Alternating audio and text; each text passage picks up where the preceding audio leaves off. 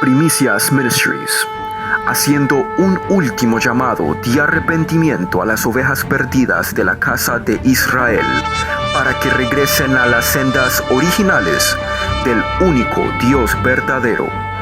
Yod, Hey, Wow, Hey. Bendiciones y shalom de parte de Primicias Ministries y saludos a todos los que estamos conectados por Zoom y por Facebook Live. Le damos la bienvenida. Aprendamos de la Parashá. Esta semana estamos estudiando la porción de la Biblia, de la Torá, la octava porción. Y esta porción se llama Vaishlach, que significa y envió. Y estamos leyendo Génesis o Bereshit en hebreo, Génesis 32 hasta el 36.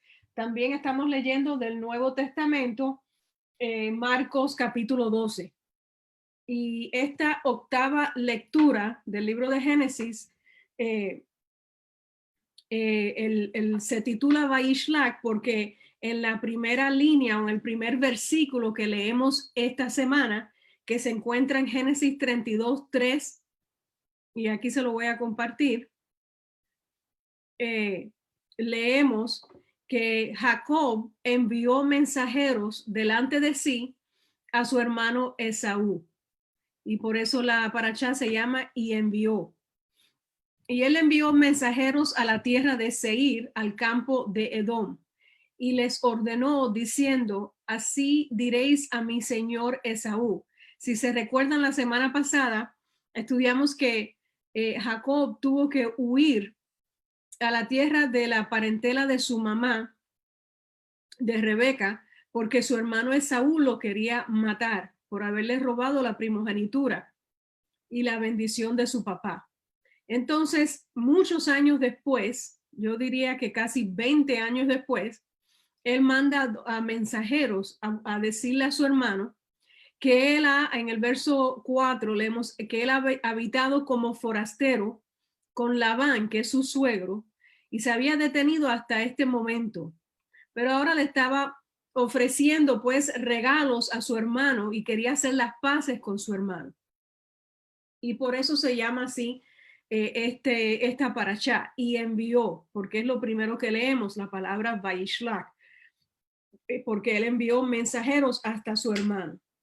En esta porción bíblica de esta semana, leemos que Jacob se prepara para ese encuentro con su hermano Esaú, mientras él está regresando, porque él decide junto a sus esposas y sus hijos, sus animales, sus sirvientes, regresar a la tierra de Canaán, a la tierra prometida. Entonces, antes de llegar, él tiene un encuentro misterioso también con un ángel en la oscuridad, dice la palabra, que le cambia, y esto es crucial, que le cambia su nombre a Israel. Y yo diría que esto es el punto más importante prácticamente, el que ya Jacob no se iba a llamar Jacob, sino Israel. Esto es muy importante porque, como hemos estudiado, para los hebreos el nombre es sumamente importante porque describe a la persona y también describe el destino de la persona. Le cambia la identidad. Cada nombre tiene un significado, por eso esto es tan crucial.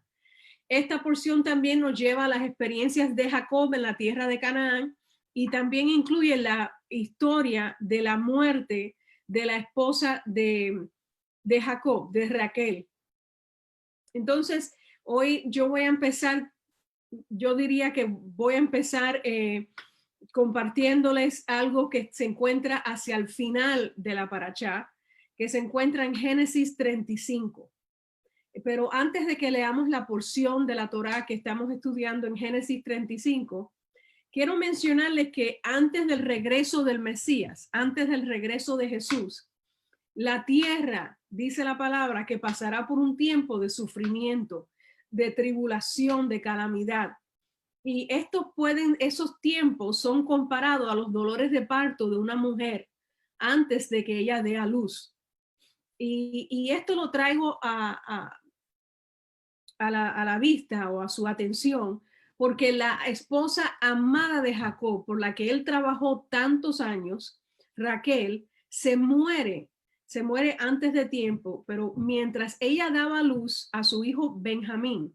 Y yo no sé cuántos de ustedes estuvieron conectados con nosotros, con el pastor Miguel, el viernes pasado a las 8 p.m., que estuvimos estudiando sobre las tribus de Israel.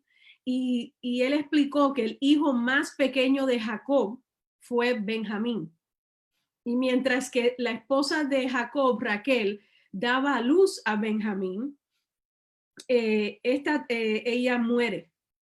Y este muchacho Benjamín llega a ser el líder de una tribu, pero esa tribu se termina uniendo al hermano mayor, a Judá, para cumplir la promesa que Judá le hizo a su padre, que siempre cuidaría de su hermanito Benjamín. Y estas tribus se unen.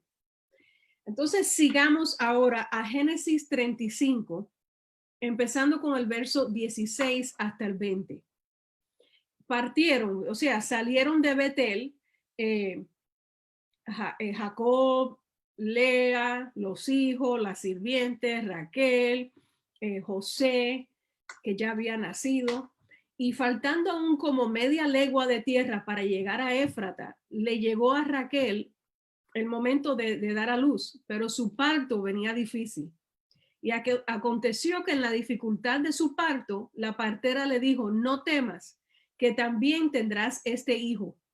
Y ocurrió que al salirse el alma, pues estaba muriendo Raquel, ya no llamó su nombre Benoni,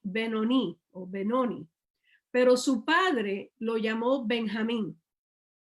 Y así murió Raquel y fue sepultada en el camino de Éfrata, la cual es Betlehem, y erigió Jacob una estela sobre su sepultura. Esta es la estela de la tumba de Raquel hasta hoy. Esto fue un tiempo de gran tristeza, de gran dolor para nuestro padre, por así decirle, ¿no? Jacob.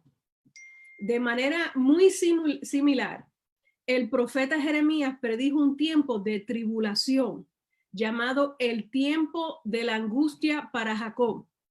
Y los sabios se refieren a estos días de tribulación antes del regreso del Mesías como los dolores de parto del Mesías.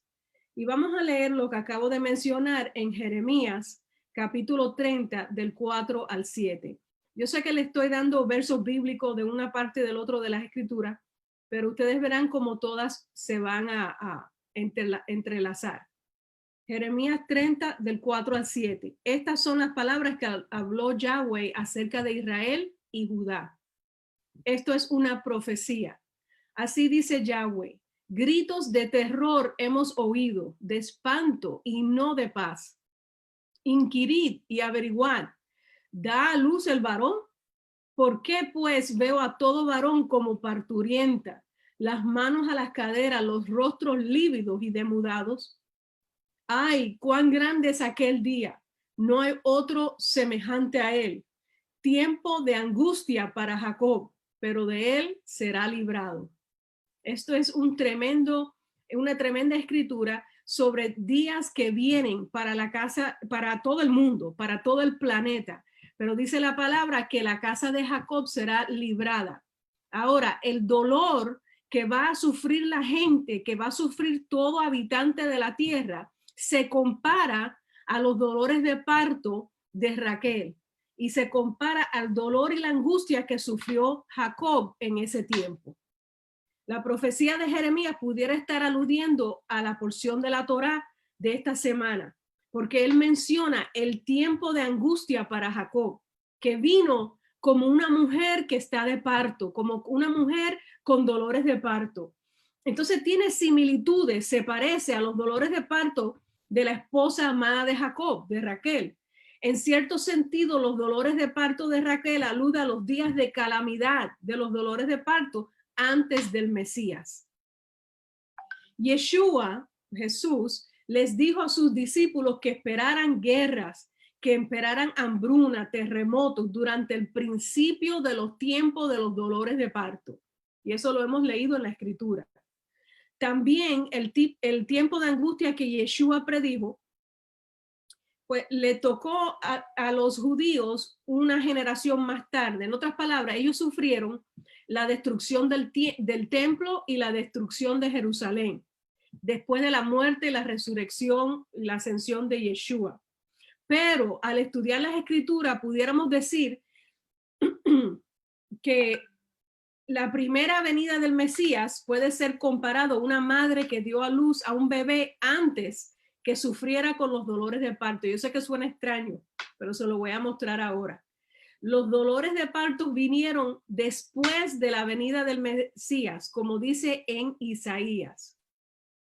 Yo le estoy mostrando ahora todas las escrituras que hablan de dolores de parto y cuándo toman lugar y cómo se relacionan a la escritura que estamos leyendo esta semana en la Parashá. Aquí en Isaías 66:7 dice, antes que estuviera de parto, dio a luz un hijo. Antes que le vinieran dolores, dio a luz un varón. Pero ¿a quién se está refiriendo el profeta Isaías en esta porción bíblica, en Isaías 66, en esta profecía? Bueno, Isaías se está refiriendo a esta palabra que leemos en Revelación o Apocalipsis 12:1. Una gran señal fue vista en el cielo, una mujer vestida del sol y la luna debajo de sus pies, y en su cabeza una corona de 2 estrellas. Esta mujer alude o se compara en muchos estudios a Raquel, pero también a Israel, al pueblo de Israel. Y miren lo que dice en el próximo versículo. Y estando encinta, grita con dolores de parto, angustiada por dar a luz. La mujer grita o llora. Esta mujer es Israel, es el pueblo de Israel, que dio a luz el Mesías, pero el Mesías se le fue quitado y llevado al cielo. Ese Mesías es Yeshua, el que nosotros conocemos, nuestro Señor y Salvador. Y entonces, después que Yeshua es llevado al cielo, el dragón, leemos ahí mismo en Apocalipsis 12, que el dragón le hace la guerra. Y esta visión que leemos en Revelación, en Apocalipsis, apunta a los dolores de parto que vinieron a Israel después que el Mesías asciende. Porque si vamos a ver, Roma le hizo la guerra a Judea y a Jerusalén. Le destruyó el templo y los judíos fueron exiliados, ¿verdad? Pero también apunta hacia lo que ha de ocurrir antes del segundo, o del regreso del Mesías. En otras palabras, antes del reino mesiánico, antes de que Yeshua venga a reinar a la tierra, esto ocurrirá. Los rabinos anticipan un futuro tiempo de prueba y tribulación justo antes del advenimiento del Mesías. El rabino Yohanan dice que en la generación que verá la venida de Yeshua, los discípulos serán pocos en número, y en cuanto a los demás, sufrirán en tristeza y aflicción. Muchos problemas y leyes malvadas serán establecidas. Díganme si ya no lo estamos viendo. Cada nuevo mal surgirá. Dicen que los males, las leyes malas, la maldad surgirá tan rápido que antes de que la primera se hubiese terminado, ya van a haber otras leyes también malas para la humanidad. En otras palabras, antes del regreso de Yeshua HaMashiach, de Jesús, el Mesías, un segundo periodo de dolores de parto surgirá. Y esto va a ser anticipando la venida de Yeshua. Y eso muchos creemos que ya los hemos empezado a vivir. Pero, hermanos, no los dejo con esa palabra, sino que les cuento y les comparto que el gozo de su apariencia borrará la memoria de esos difíciles y oscuros días. Vienen tiempos difíciles y vienen tiempos oscuros, y sí vienen tiempos de tribulación y sufrimiento. Pero dice la palabra en Juan 16:21 que todos los que hemos dado a luz sabemos que esto es muy cierto porque lo hemos vivido. Cuando la mujer está de parto tiene congoja porque ha llegado su hora, pero cuando ha dado a luz al niñito o a la niñita ya no se acuerda de la angustia por el gozo de que un hombre ha nacido al mundo.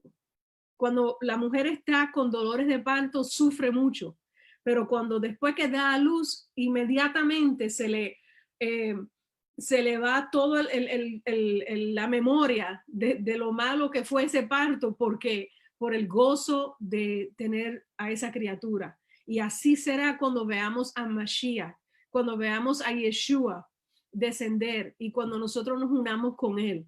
Todo el sufrimiento se nos olvidará, porque así será el gozo cuando lo veamos nuevamente. Amén. Yo sé que ustedes conocen esta palabra y que esto es un repaso. Todo lo que hemos leído en Génesis con respecto a los dolores de parto, la angustia de Jacob, después es mencionado cada vez que va a haber una tribulación o va a haber una prueba o va a haber un tiempo de calamidad. Pero siempre también es seguido por la venida del Mesías, que nos trae gran gozo y motivo de celebración y de alegría.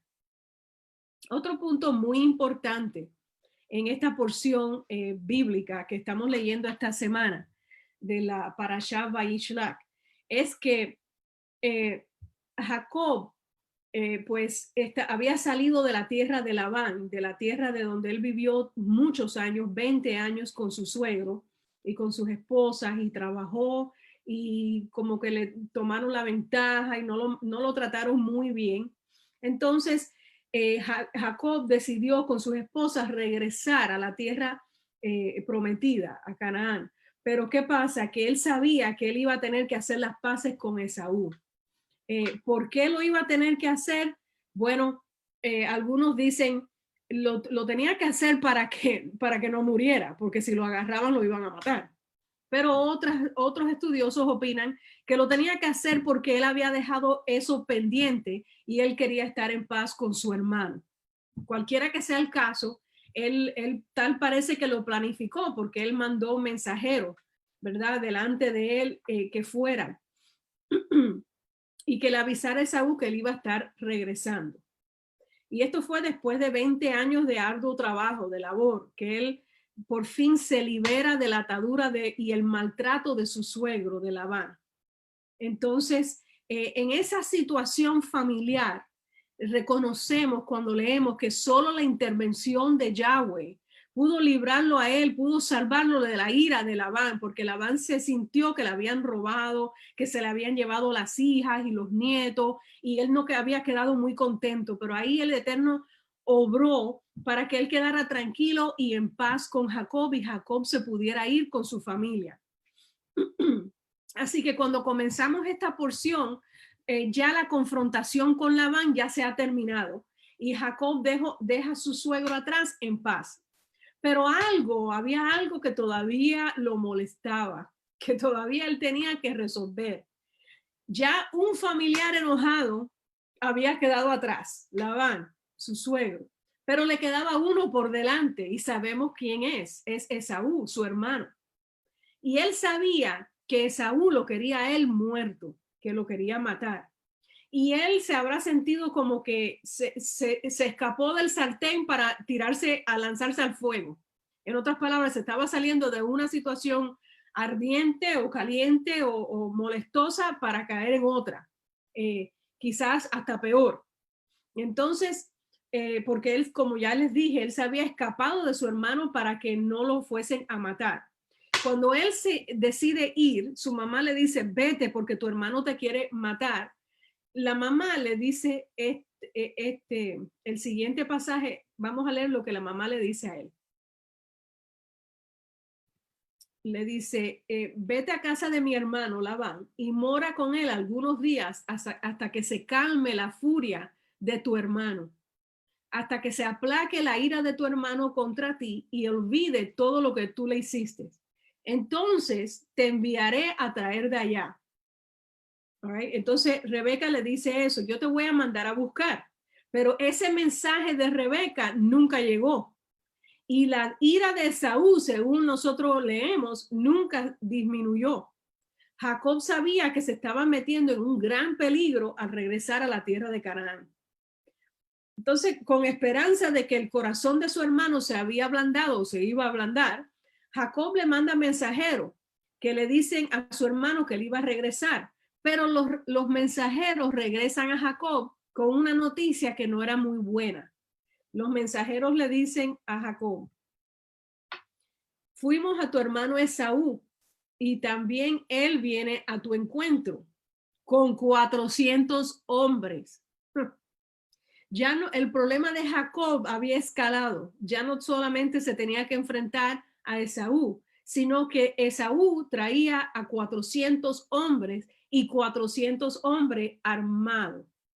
O sea que tremenda fiesta de bienvenida le iba a hacer el hermano a Jacob.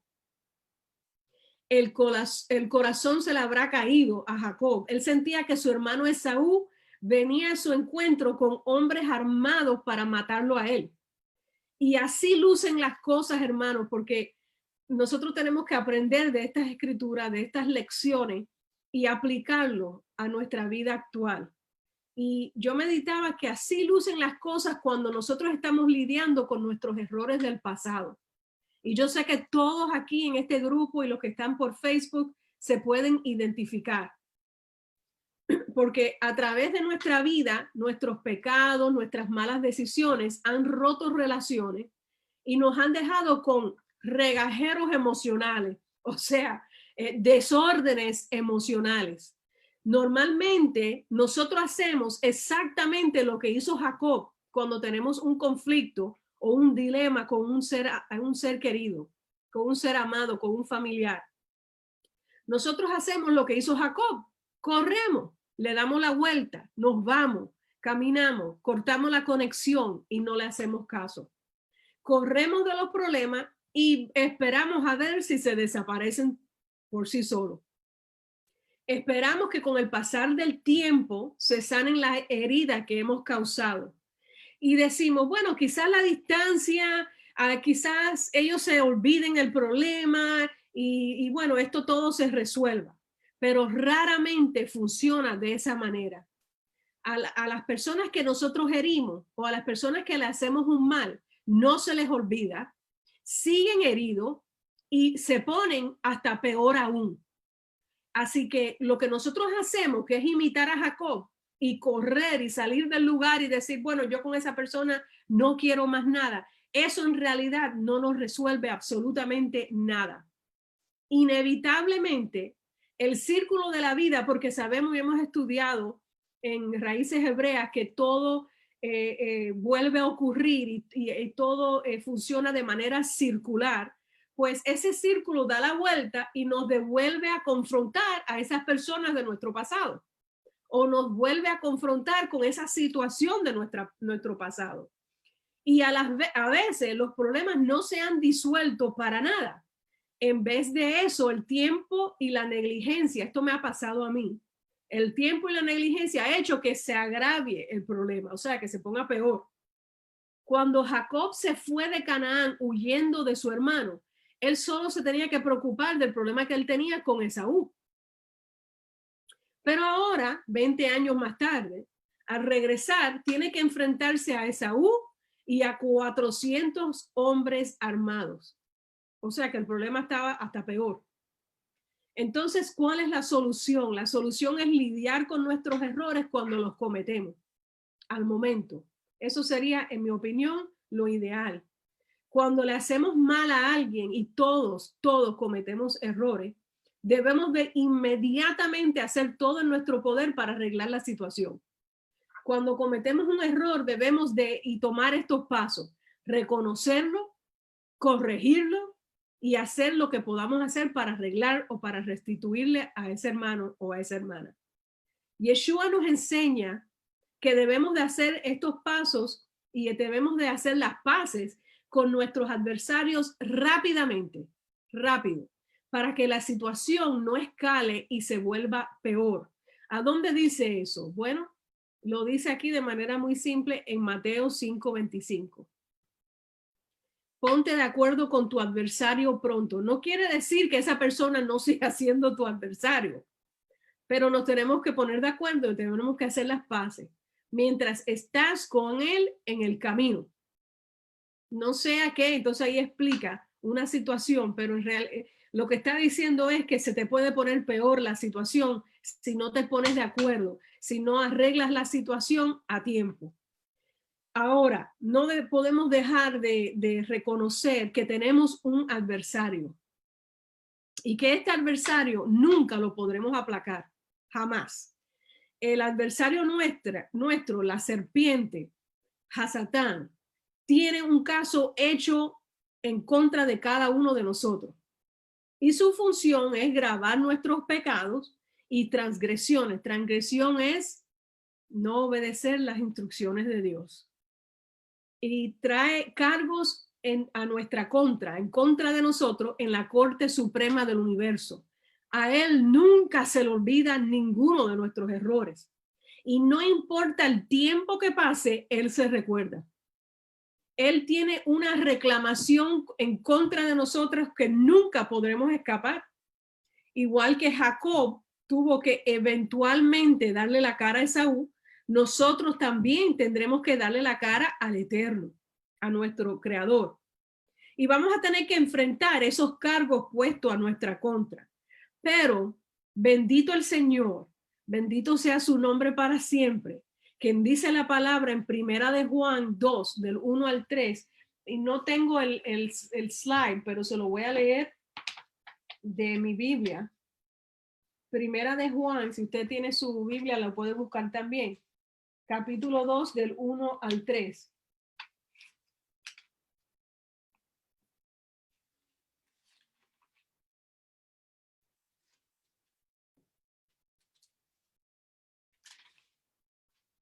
Aquí está. Primera de Juan 2, 1 al 3. Hijitos míos, estas cosas os escribo para que no pequéis. Y si alguno peca, abogado tenemos ante el Padre, a Yeshua el Mashiach, el justo, el cual es también la propiciación por nuestros pecados, y no solo por los nuestros, sino también por los de todo el mundo. Y en esto sabemos que lo hemos conocido.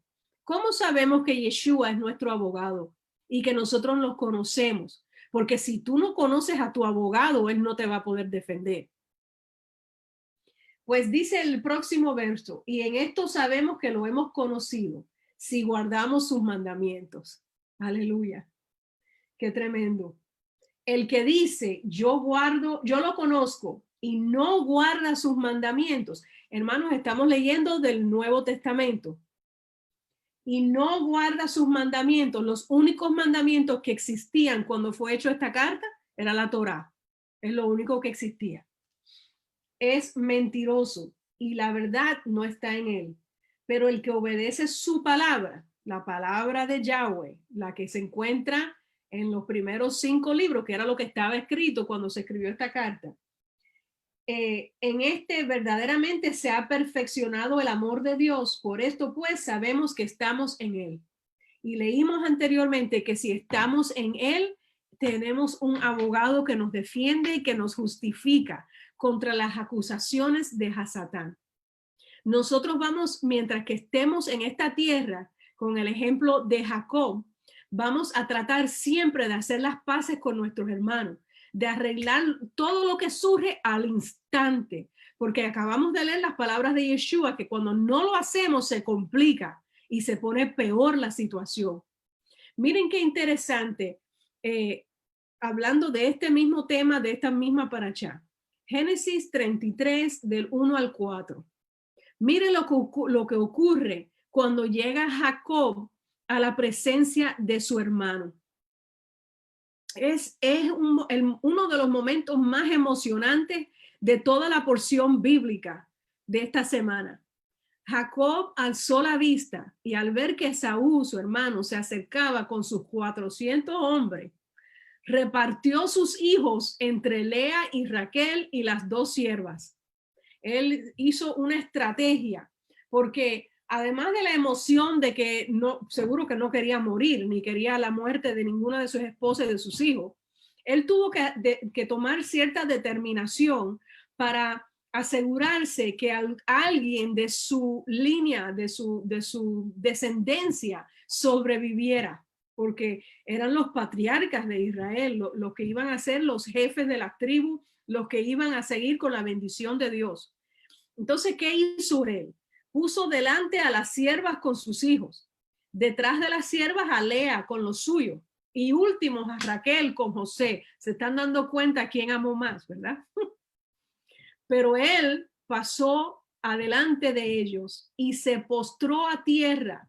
Se humilló delante de Saúl, no una vez, no dos veces, no tres veces, no cuatro veces, 7 veces, mientras que se acercaba a su hermano. Él puso a su familia en un cierto orden, porque dijo, si se forma la matazón aquí, a ver si por lo menos José sobrevive, ¿verdad? Y mi amada Raquel. Todavía no había nacido Benjamín, por lo que veo, pero él postró delante de ellos y dio el ejemplo de humillarse, de humildad, de postrarse a la tierra 7 veces antes de acercarse a su hermano. Y hermanos, tal parece que Jacob, después de haber tenido un encuentro personal con Yeshua, con un ángel que luchó con él y lo bendijo y le cambió el nombre y lo transformó, igual que hace Yeshua cuando nosotros nos convertimos a él, cuando le abrimos nuestro corazón, él nos transforma, nos cambia. Tal parece que Jacob sí había cambiado cuando leemos de lo que ocurrió aquí. Y esto provocó que Esaú corriera a su encuentro y lo abrazara y se echó sobre su cuello y lo besó y lloraron. Qué tremendo. Esto a mí me emociona porque estos dos hermanos tenían muchas cosas malas entre ellos. Había decepción, había mentira, habían deseos de matarse.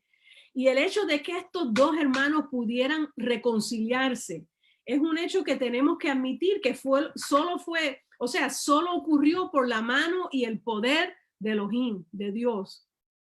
Jacob sintió mucho temor ante la reunión con Esaú, hasta el momento en que se abrazaron. De alguna manera, con la ayuda de Adonai, con la ayuda del Señor, pudieron poner todo lo del pasado, dejarlo atrás, ese pasado tan malo, y pudieron seguir hacia adelante con una relación. Tal parece que los dos habían cambiado mucho, tal parece que habían madurado. Podemos decir entonces que la gente puede cambiar. Podemos decir entonces que los sentimientos pueden cambiar. Los sentimientos hacia diferentes personas que nos hacen o nos han hecho mucho daño pueden cambiar con la ayuda del Eterno. Las heridas del pasado sí se pueden sanar. Las heridas emocionales que nos han causado mucho dolor sí se pueden sanar. La experiencia que tuvo Jacob con Elohim lo transformó de tal manera que él pudo sentir pues remordimiento o se pudo humillar delante de su hermano. Aún antes de que Esaú lo perdonara, él le había mandado regalos para que lo perdonara. Y en su encuentro se postró delante de él, como acabamos de leer, 7 veces, no una o dos, sino 7. No solo se humilló mucho, pero él insistió en que su hermano Esaú le aceptara todos los regalos, las riquezas, todo lo que él le había mandado adelante.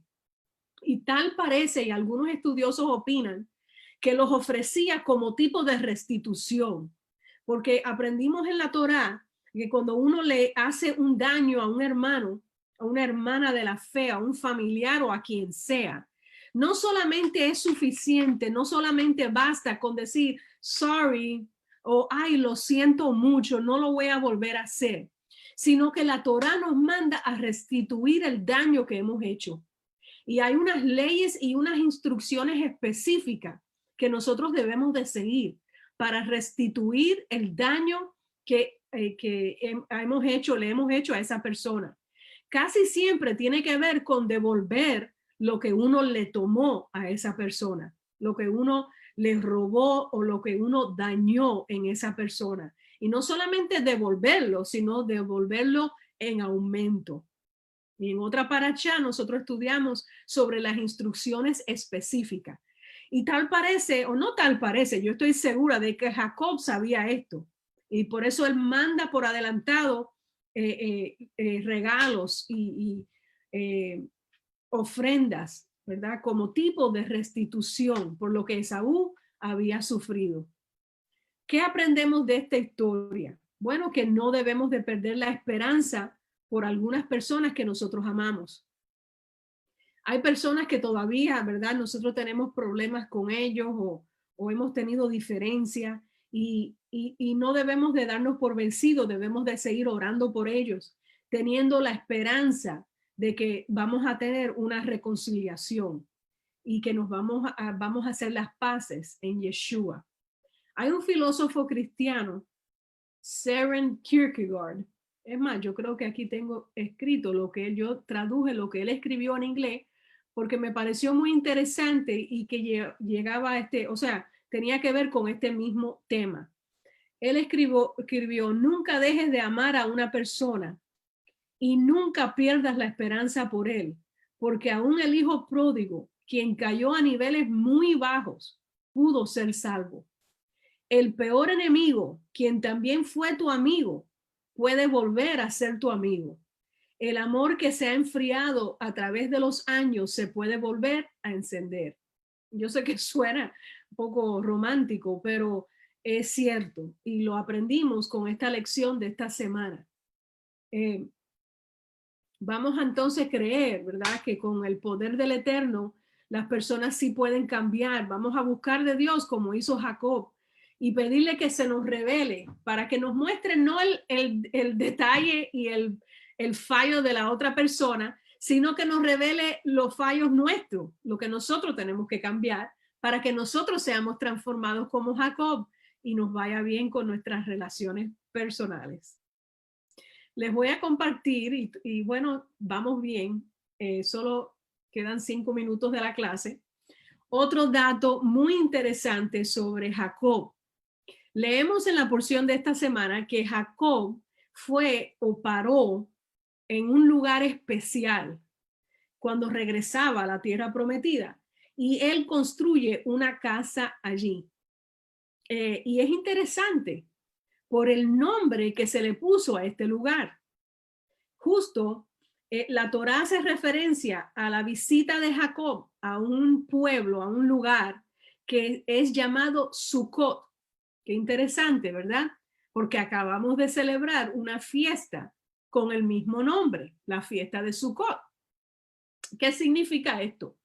Bueno, antes de que yo explique lo que significa la palabra Sucot, quiero también mencionar que al leer lo que dice en la Torá, que Jacob paró en este lugar y construyó una casa, pero no solamente construyó una casa, construyó cabañas para sus animalitos.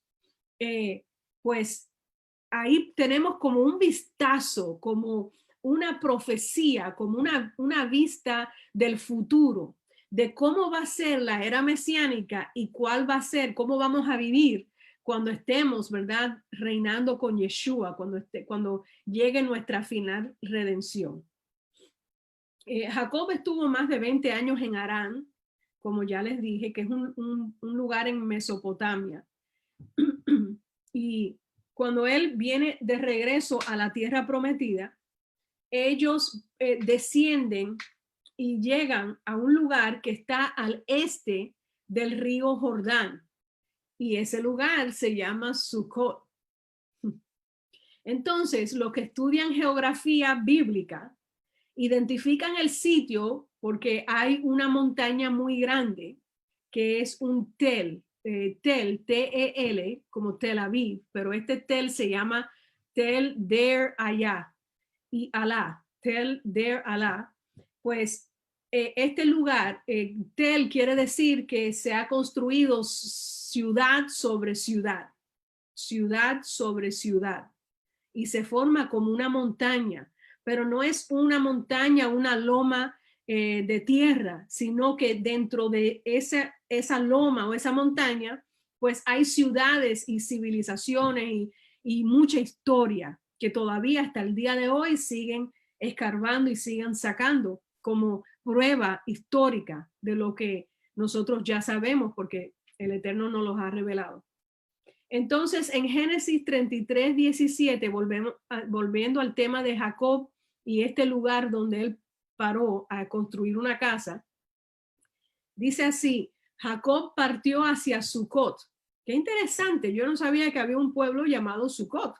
Y edificó una casa para sí e hizo cobertizos para su ganado. En otras versiones dice cabañas o tabernáculos para su ganado. Por eso llamó a aquel lugar Sucot. Así que esto se menciona y yo opino, al igual que muchos pastores, que si se menciona, pues es importante, porque si no, no se mencionaría. Y la Torá nos explica que este nombre Sucot surgió porque Jacob se construyó una casa e hizo cabañas. La cabaña, una cabaña o un lugar como que es un refugio temporario, un establo o una cabaña, pues en hebreo se dice sukkah, S-U-K-K-A-H, sukkah. Y eso es un refugio, una morada temporaria, un establo, una cabaña. Entonces, por eso nosotros celebramos cada año, el Eterno nos manda a celebrarle la fiesta o el festival de Sukkot, que es la fiesta de las cabañas. Sukkot es en plural, Sukkah es en singular, la palabra cabaña. Jacob no construyó sus cabañas, sus cabañitas para guardar la fiesta de Sukkot, porque todavía no se le había dado ese mandamiento.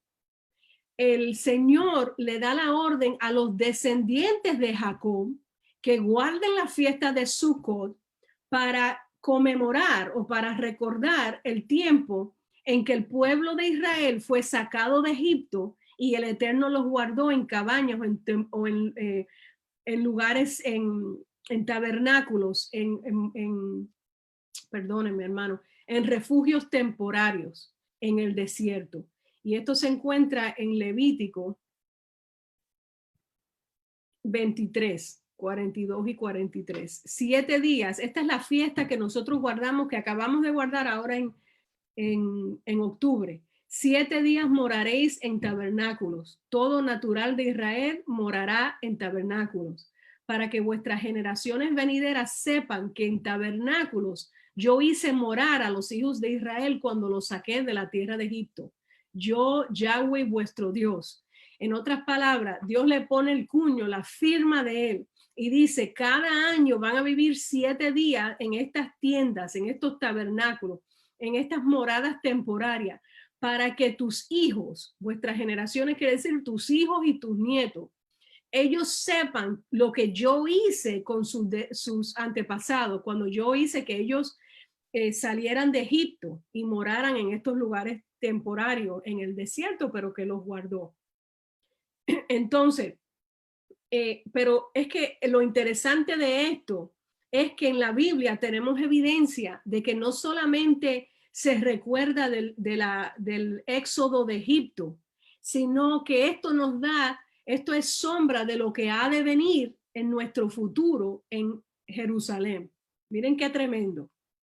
Miren qué tremendo. Dice la palabra que el Señor va a establecer un Jerusalén especial.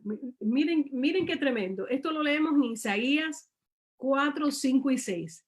Yahweh creará en todo el recinto del monte Sión, o sea, en Jerusalén, en Israel, y su asamblea, una nube y un humo de día y un fuego llameante de noche, porque sobre todos habrá una cubierta de gloria. Esto en el original es una azúcar, enramada de sombra contra el calor, refugio en la tormenta y cobijo contra el aguacero. Esto ha de venir en el reino mesiánico cuando venga Yeshua. Y dice la palabra aún más que todas las naciones ascenderán, subirán a Jerusalén a hacer ¿qué? A escuchar la Torá y alabar al Señor en la fiesta de Sukkot, en la fiesta de los tabernáculos, porque cuando venga Yeshua, todas las fiestas se celebrarán en Israel y toda nación subirá a Jerusalén a escuchar Torá, a alabar al Señor en la fiesta de Sukkot. Y dice, y se lo voy a poner aquí en Amos Amós, perdón, 8 del 11 al 12. Mire qué tremenda profecía. En aquel día levantaré el tabernáculo de David.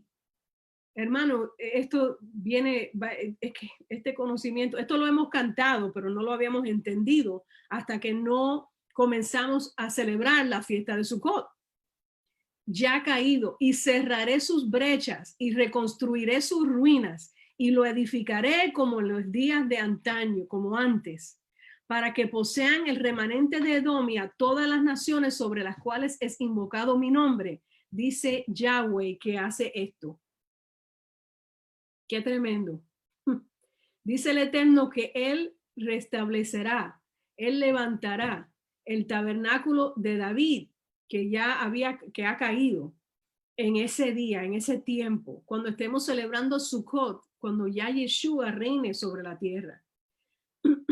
Jacob construyó un Sukkot, o sea, cabañas y una casa.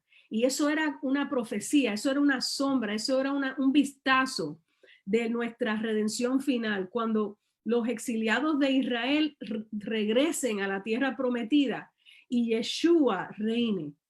En ese día, oigan esto, en ese tiempo, en esos días, dice Isaías 2:3, que así dirán muchos pueblos irán y dirán, venid, subamos al monte de Yahweh, a la casa del Dios de Jacob, a la casa del Elohim de Jacob. Él nos enseñará sus caminos y nosotros marcharemos por sus sendas, porque de Sión saldrá la ley y de Jerusalén la palabra de Yahweh. Es emocionante. Todas estas profecías que aluden al azúcar, al Sukkot, que vamos a celebrar en la casa del Dios de Jacob, en Sión, en un futuro. Hermanos, con esto yo termino la clase, o no en la clase, pero los puntos que hemos tocado de toda la parashá. Hay mucha más información. Los invito a leer cada día pues una porción que nosotros le llamamos aliyá, es un escalón. Quiero repasar que estuvimos esta noche pues hablando de la mujer encinta.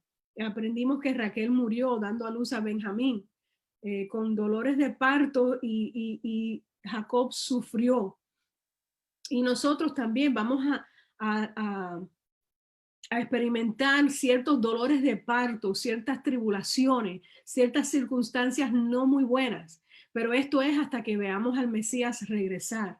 Entonces se nos olvidará todo dolor, dice la palabra, como la mujer que ha dado a luz, que el gozo del bebé la hace olvidar todo el dolor que sufrió. También estuvimos leyendo y repasando cómo Jacob se reconcilia con Esaú, se humilla, no solo por salvarse la vida de él, sino para estar en paz con su hermano. Y porque él no lo podía seguir evitando. Y estuvimos hablando de cómo eso se aplica a nuestra vida. También hablamos de cómo Jacob visita un lugar llamado Sukkot. Y eso nos da un vistazo de la era en la que el Mesías reinará. Nosotros estamos esperando ese tiempo donde todos volveremos a la casa del Dios de Jacob en Sión. Amén. Esos son 3 puntos que yo encontré que podíamos aprender de ellos, pero hay mucho más historia y que se encuentran en la parashá número 8 en Vayishlach. Así que le doy las gracias por haber estado con nosotros y por haber compartido esta palabra. Y ahora le voy a dejar a la pastora nuestra, la pastora principal de Primicias Ministries, a que ella comparta algunas notas y algunos puntos que ella, yo estoy segura que puede agregar y bendecirnos con esta palabra.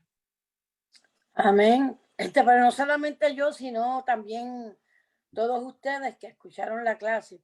Esta Amén. Clase pudiéramos estar fácilmente hablando como 1 hora o cuidado si más. Sí. ¿Entiende? Porque se tocan varios puntos que nosotros en el cristianismo pues no se nos enseñó. Como por ejemplo lo de la restitución. Uh-huh. Nosotros le pedimos perdón a una persona y nunca pensamos que Dios nos exige la restitución. Amén. Que no es solamente, mira, perdóname, no. Tú sabes, tú tienes que restituir a esa persona. Por eso es que Zacarías el Zaqueo le dice al Señor, Ujú. sí, Señor, yo voy a devolver 7 veces lo que le cogí, porque él era Sí. un ladrón. Ujú. Entonces el Señor le dice, tengo que llegar a tu casa. Y él se sintió halagado de que Yeshua fuera a la casa de él y le dice a sí mismo, yo le voy a restituir, porque él sabía que eso es una ley y, que está en la Torah. Y a nosotros los cristianos, pues, no se nos enseñó y esos perdones y perdóname son muy flojos, porque no nos hace pensar ni analizar cuánto herimos. Ese es uno de los puntos. No sé si alguno de ustedes quiere decir algo en cuanto a esto que estamos hablando. ¿Se fue Elena? No, estoy aquí. Ah, ok. Sí, yo estaba recordando de cuántas veces nosotros hemos pedido perdón en la presencia del Señor y llorábamos ahí, como decimos nosotros, a moco tendido y abrazos y besos, pero no sabíamos que el Eterno nos demanda algo más, que es Algo. restituir. Y me parece magnífico, porque me parece que entonces es una reconciliación sincera, porque uno no le puede restituir si uno no lo siente. ¿Cómo uno pudiéramos restituir? ¿Cómo se puede restituir? Es una pregunta que tiene que surgir. Si yo hablé mal de un hermano y ese hermano se enteró, ¿cómo yo voy a restituir lo que yo hablé malo? ¿Sabes? Yo creo que entonces tendría que hablar bien delante de todo el mundo. Exactamente. Ajá. Habría que hacer eso. Y por eso es que hay que cuidar. También estaríamos bien pendientes a no hablar cosas que no debemos. Sí. Porque si tenemos que restituir, mira, tú sabes, tenemos que aguantarnos.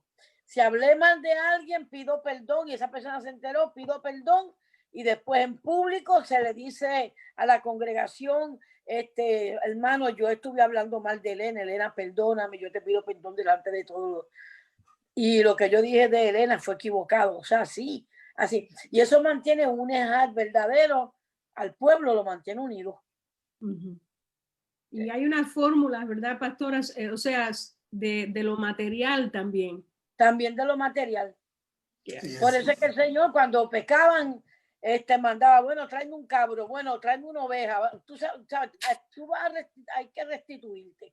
Uh-huh. Entonces se hacen los sacrificios. Cosas así, ¿no? Ese es un punto. No sé si alguien quiere decir algo más. Yo creo que el pastor Miguel iba a decir algo. Shalom, shalom a todos. No, solo iba a decir con relación a la restitución de lo material, si está en la Torá, el Eterno ahí tiene la fórmula clara de cómo hacerlo. Sí que fue escrito y está ahí de la manera correcta de hacerlo. En cuestiones materiales. Uh-huh. En este caso sería dinero, porque el dinero representa hoy en día la mayoría de cosas materiales. Pero anteriormente, ya sea, como dijo la pastora, un toro, una vaca, etcétera, etcétera, etcétera, así era que se hacía. Pero usted lo dijo, usted me tomó la palabra, pastora Elena. Perdón. No. No sé si habrá alguien que quiera decir algo. ¿Alguna pregunta? No, algún comentario, algún punto de vista. Uh-huh. No sé. ¿Qué tú crees, Manolo? Tú que estás por ahí viendo. Él dice que no, él dice no. No, ok. ¿Por qué no? Porque él dice que él no quiere traer ninguna controversia. En raíz hebrea, una de las cosas que se hace es precisamente, yo le estaba comentando a él, nunca pensamos, cuando entramos a raíz hebrea, pues pensábamos así como Manolo, no, mejor evitamos. Pero luego aprendiendo Torá, nos damos cuenta que el Señor sí quiere que nosotros pongamos nuestros puntos, porque así es que se desarrolla una mente hebrea. Uh-huh. Elena puede decir algo y ser cierto. Miguel puede decir otra cosa y ser cierta. Uh-huh. ¿Verdad? Y no necesariamente Elena tiene que estar de acuerdo, pero dentro de la mente circular del hebreo, pues desde donde está Elena en ese punto, ella ve cosas que no puede ver, por ejemplo, Miguel, porque está en otro punto, y no lo puedo ver yo porque estoy en otro punto. Pero todas esas son cosas que son verdades. Y eso es lo que hace que seamos sabios y tengamos una mente diferente a la gente del mundo. Entonces, yo le estaba explicando eso a Manolo, que nosotros estamos aprendiendo eso. Sí. ¿Ves? Como estamos aprendiendo a restituir. Así que ninguna opinión de Manolo no va a ser rechazada. No. Nos va a hacer pensar contra. Exactamente. Porque lo importante es tú ponerte en el punto de la otra persona para ver lo que esa persona dice. Eso se aprende aquí en Torá, en raíces hebreas, por así decirlo.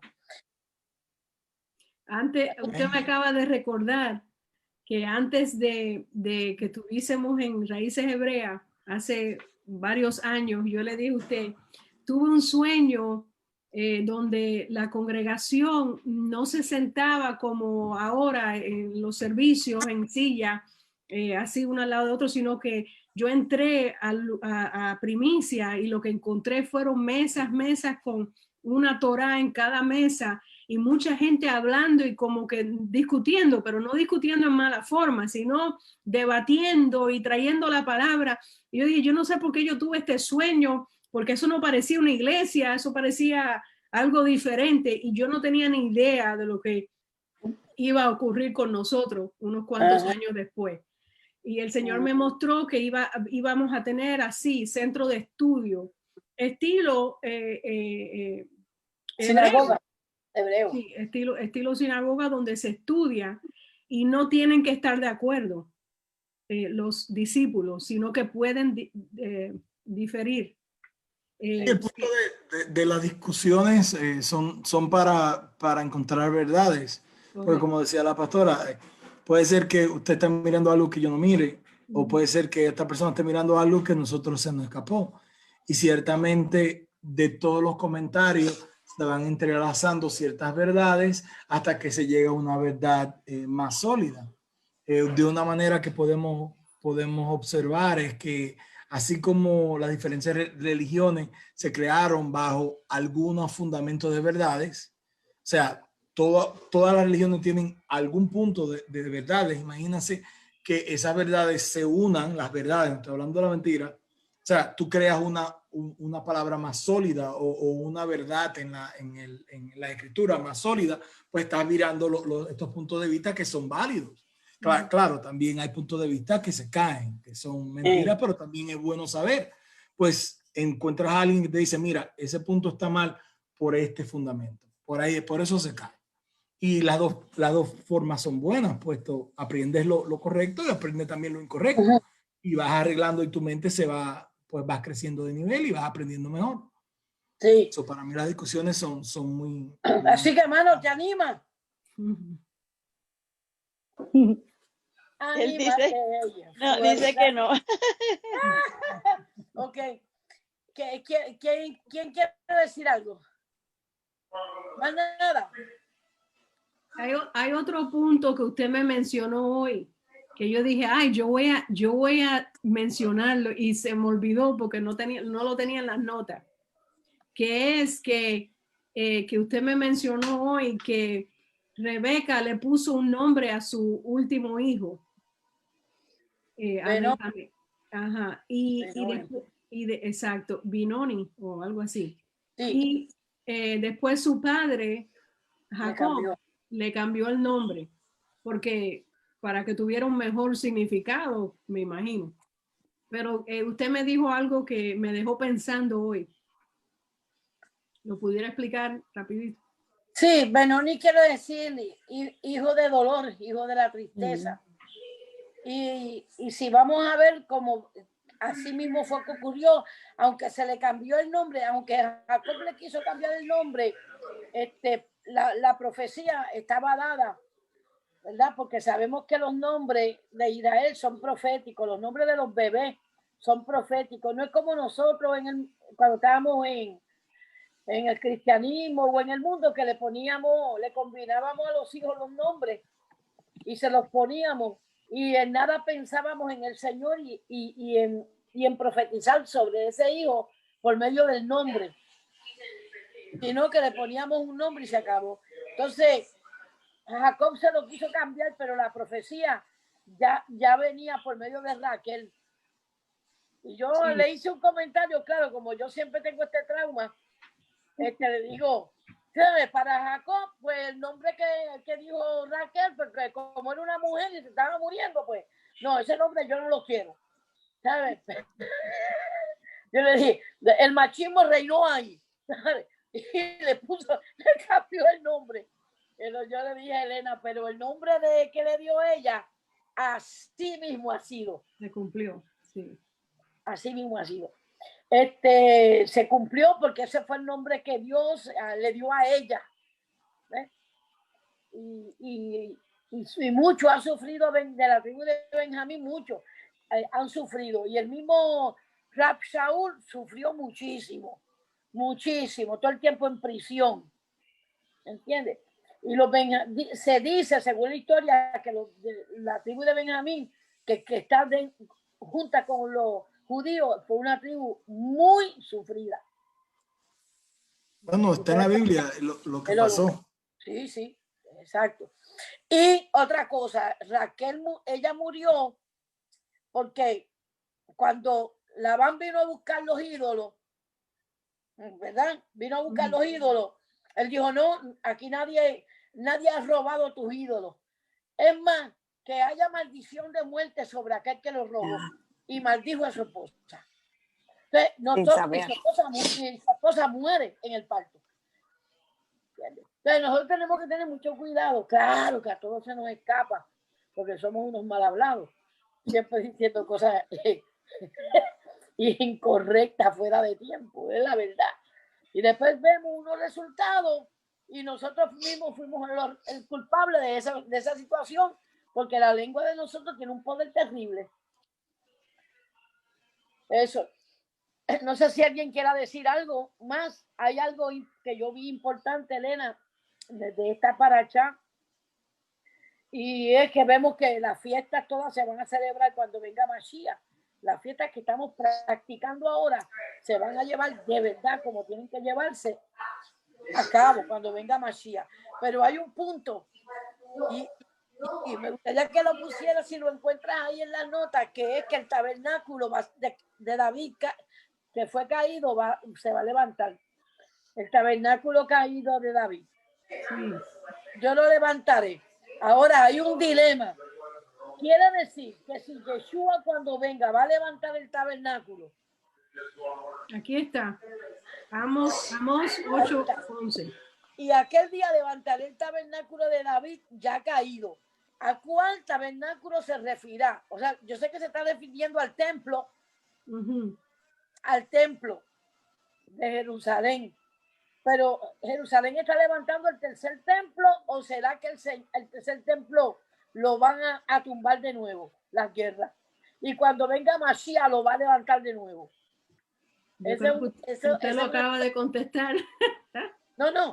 No. Estoy haciendo preguntas porque dentro del judaísmo existe este problema de que unos creen que ellos sí van a levantar el templo y que va a caer de nuevo. O sea, que con la guerra va a ser destruido. Y que cuando venga Mashiach lo va a levantar. ¿Ves? Y restituiré sus ruinas. ¿Ves? Quedan ruinas de nuevo. Entonces, algunos dicen, no, es que el que está en ruina ahora mismo es el que se va a levantar. Porque a ellos no les va a dar tiempo de construir el templo. Y el que lo va a levantar va a ser Mashiach y no Israel. Y lo edificaré como en los días de antaño. Va a ser igualito al de antes. Y después, más adelante, tú mencionaste algo que dice, y el Señor nos enseñará todos los días. Sí. No sé si lo puedes encontrar por ahí. Sí, irán muchos pueblos y dirán, venid, subamos al monte de Yahweh, a la casa del Dios de Jacob, Él nos enseñará sus caminos. Ahí está, fíjate que estamos aquí discutiendo que esto quiere decir esto, que se quiere decir aquello. Si mecemos el lulá, si no lo mecemos, si no lavamos las manos, si no nos las lavamos. Todas esas boberías que discutimos, ¿verdad? Entonces, y tantas cosas que no sabemos, pero Él nos va a enseñar sus caminos. Amén. Y no sé si alguno de ustedes quiere hablar algo más. Estamos en Facebook. Yo no sé si ya usted se quiere despedir de Facebook. Ah, bueno, sí. Nos despedimos de Facebook. ¿Hacemos una oración? Sería tremendo. Ok, Barú hasta Adonai, Eloheinu melech haolam, bendito eres tú, poderoso amo del universo. Te damos las gracias por estos momentos en que nos encontramos, Señor, estudiando la parachá, hablando a la parachá, discutiendo la parachá, Padre. Para nosotros es un deleite tu palabra. Sabemos que estamos aprendiendo, que estamos dando nuestros primeros pasos en un nivel un poquito más superior al que teníamos anteriormente.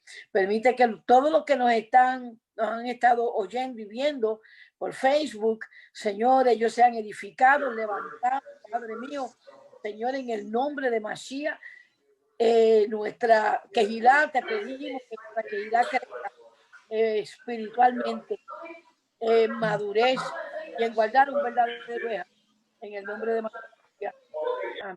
Amén.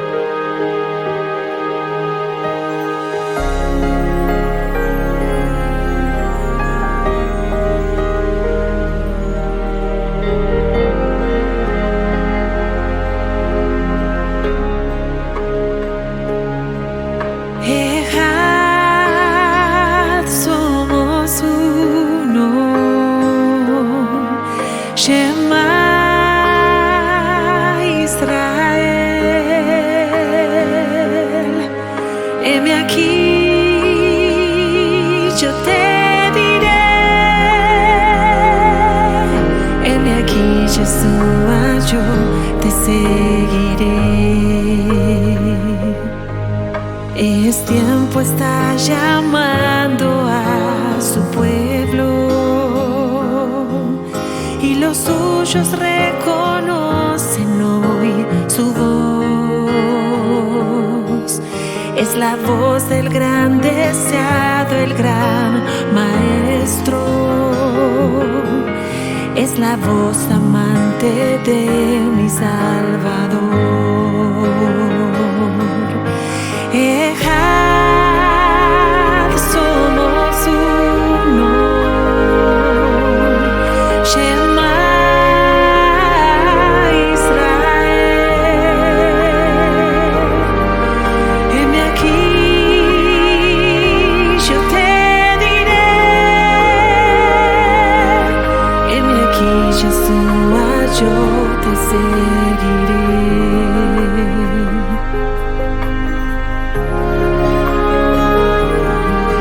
Es tiempo, el gran yo soy está a las puertas. Muy pronto escucharemos el shofar, el llamado de amor de aquel que vino a esta tierra a dar su vida por salvar. Ejad, somos uno. Shema Israel. Heme aquí, yo te diré. Heme aquí, Yeshua, yo te seguiré. Heme aquí, Yeshua, yo te serviré. Heme aquí, Yeshua, yo te seguiré.